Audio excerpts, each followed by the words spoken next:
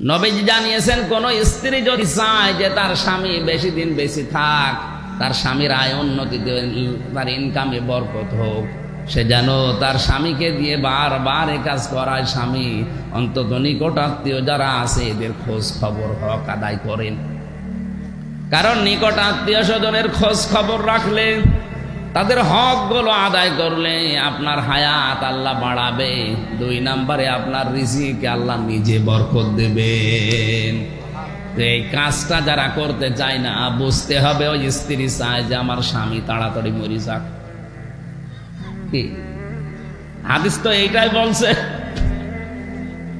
মা বোন যারা এসেছেন মনে করছেন নামাজ পড়ি রোজা করি কালো বোরকা পরে ঘুরি, আমি জান্নাতে যাব না, যাবে কে? আহা, 2 জন মানুষকে এই পৃথিবীতে বড় বড় 2টা পুরস্কারের ঘোষণা